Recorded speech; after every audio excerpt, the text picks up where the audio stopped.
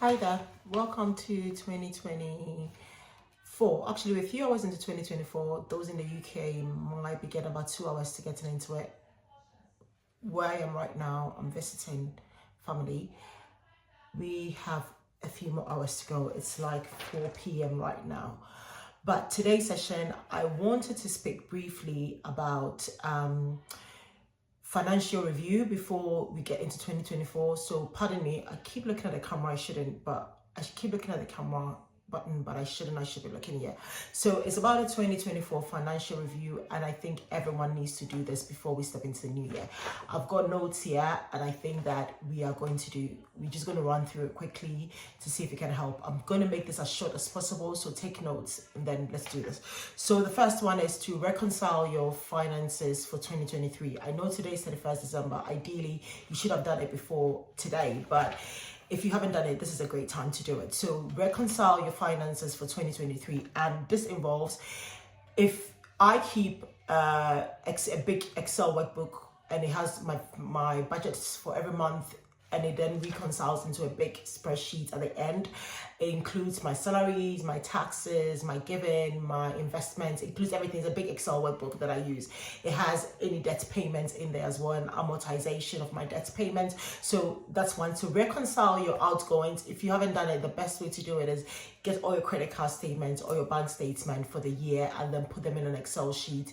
Categorize them to household items, food, rent or mortgage, bills, all those stuff. Categorize one of them into your car expenses like fuel, MOT, road tax, stuff like that. Categorize them as well into another category that you can have is also savings and investments. Another category that you can have also is your given.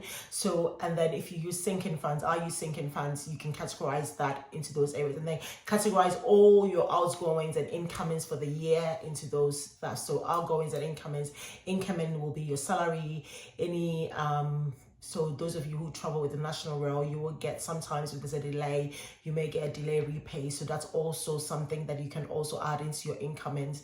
If you got a cash gift from someone for your birthday, that can be an incoming thing as well. If you've got a side hustle, that can be an incoming as well. For those with side hustles, you know that if you generate a certain amount of income every year, you pay taxes. So that's one thing to do. I want you to reconcile your entire finances for the year, and that includes all your outgoings and incomings in a simple Excel sheet, and that would work. So expenses, savings. Also, one thing that I want you to look out for is any surprises that you may have during the year. So were there any emergencies that you didn't think about? So even if you had an emergency fund, were there any emergencies that came up that you had to spend money on? That's something to reconcile it. Another thing that I've written here is, did you spend money that you didn't have to spend? So let's say you've got a subscription to let's say Amazon Prime. Did you buy things that you shouldn't buy? Do you have subscriptions?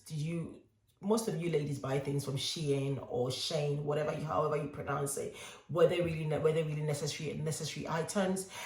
So that's one thing to do. Did you spend money that you shouldn't spend? And if it was an emergency, why was it not covered in an emergency fund? And maybe the next, for you creating a 2024 budget, that's something to add, an emergency budget, or start saving towards an emergency. So based on that reconciliation that you've done, then it's now time to plan for 2024. So for 2024, your current salary. So if you're expecting a promotion, I would say use your current salary, that's your net salary, to plan for the rest of 2024. You know all your friends and your nieces, nephews, husband, whoever, you know their birthdays. So make sure that that's accounted for in your annual budget or annual financial plan for 2024. You also know if you have any annual bills that are due. So if you have insurance, if you pay your insurance on an annual basis, you know that's coming up. If you pay it on a monthly basis, you know that's coming up. If you've got your road tax, MOT, your utility bills are going up in January because of their government price cap. So those are the things that you have to account for. So make sure that you've accounted for it, but base it on your existing salary. If God blesses you with a promotion, that extra money from the promotion can go towards a debt payment or towards an investment or towards savings or whatever. It's up to you and what your financial goals are. So that's one thing to look out for. So birthdays, things that come up annually, you could easily budget for. So that's one way to plan for 2024, using the information that you've gathered from 2023 to do that. Another thing that I want to talk about is to bump up your emergency fund. So emergency fund is basically 3 to 6 months or a year, depending on what your financial situation is or depending on what your employment situation is. If you are a contractor or consultant that's not paid a salary, you could ideally have more emergency fund. Income protection comes in handy as well, but it's always good to have an emergency fund, because I think with some income protection, for instance, they would want you to spend your own money for about a month or 2 months before that kicks in. So that's one thing to do. Bump up your emergency fund. Emergency fund is basically your bare minimum expenses. So without those things, you cannot go live life. So food, housing, clothing, I think if you already have enough that are decent and you can still fit into them and they still suit the seasons that you are in for the next 6 months, the seasons that are coming up, you are fine with clothing. I don't think you should add clothing to that.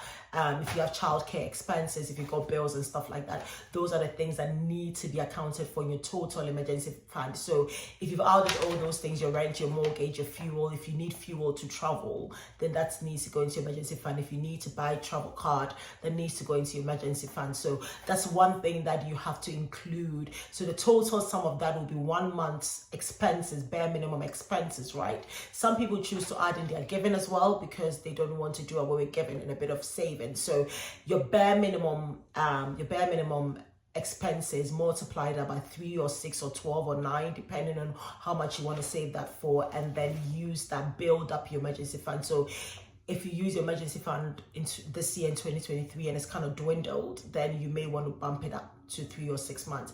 If you're also expecting to go on maternity leave or you're expecting peculiar changes in your family in 2024, then that may also be a reason to bump it up a bit for the upcoming year. One thing I would say is maybe a good idea to start saving towards a sinking fund. So for instance, if you pay your insurance on an annual basis, and let's say your car insurance, and let's say £600, £1,000, whatever the figure is, divided by 12. So let's say it's coming up in December next year, in 2024, divided by 12 and start saving now. Even if it's coming up in August, you can start saving a little bit now until August, and then you can find the balance and add it to it. The reason why most people do the years annually is that annual payments actually come up cheaper than the monthly payments, but that's up to you. So things like council tax, whatever you can pay on an annual basis, if you set up a sinking fund for it, that can be good. Another sinking fund that you can set up is for holidays, for instance. So if you know you want to go on a holiday this year, that's one sinking fund to also set up for. If you know some people also set up a sinking fund, maybe they want to buy an investment property or something like that, that's one sinking fund to set up for. If you have to pay professional dues or professional fees, so I pay the Institution of Civil Engineers, I put aside a certain amount of money every month, and then it's always due by the 31st of January, I think so. So I pay for it and then I claim for it back to my company. But then I take a bit out because it's a gift from the company, so I do pay tithes on it. So it's up to you. So one thing I'll say is that get a sinking funds for the things that are on an annual basis. Just do that. And the rest of the things that I'm going to talk about is basically just tips that you can use. So it's cancel any unwanted, actually were useless, but cancel any unwanted subscriptions. So I know that during the Christmas season, loads of shops and online retailers actually gave a lot of deals, but you had to sign up for a monthly subscription, and at the end of the month it was free, and at the end of the month you start being charged for it. It's time to cancel those subscriptions. You're not going to use it. Amazon Prime, you did it because you had a late Christmas present to buy. It's time for you to cancel the subscription. You don't need them. Don't wait until you charge for it. So I actually signed up for a Kindle Unlimited because I wanted to read something, and I also signed up for Audible, and I'm going to cancel. I've actually put a reminder in my calendar to cancel them. So that's one thing you can do. Another thing is that I know that most of the time I do it. I don't know about you buy stuff and you plan to wear them for the Christmas period, but you don't end up wearing them because, like for instance, I came here and I bought something to wear here, and it's not as warm as I thought. Okay, it's warm, it's okay, but I don't think I'm going to wear it before I come back. So, and luckily for me, I didn't wear them. The tag is still in there. And we know that in the UK, for instance, most of our shops offer an extended return period during the Christmas season. So this is until the 31st of January. Please return those items and get your money back. Return those items and get your money back. You don't need those items returned, and make sure, and let me just say, if you have worn it, keep it. Do not return worn items to the shop. That is so unkind, that is unfriendly, that's unhygienic. Do not return worn items to the shop. But if you have worn them, don't return them. If you haven't worn them, you still got a tag and receipts there, return them to the shop and get your money back. And the last one is, if you got any gifts or anything that you don't want, sell unwanted gifts, sell them, save the money and buy something that you really want. Okay. One thing I also want to say is that gift to someone before the year ends. Giving is always a blessing, so give to someone before the year ends. And to end this, I just want to say, actually, let go of bitterness and unforgiveness during the season before we step into the new year. I'm dealing with something right now, and I'm being vulnerable here. I'm dealing with something right now, and I've just spoken to God about it. I'm bitter and I'm angry about it. But yeah, so all the best for 2024. I'm going to summarize quickly. Reconcile your 2023 finances so that you know exactly where your money went, and then use that information to plan for 2024. It's not too late to do it. We're just stepping into a new year. It's not too late to do it. Bump up your emergency savings if you have to.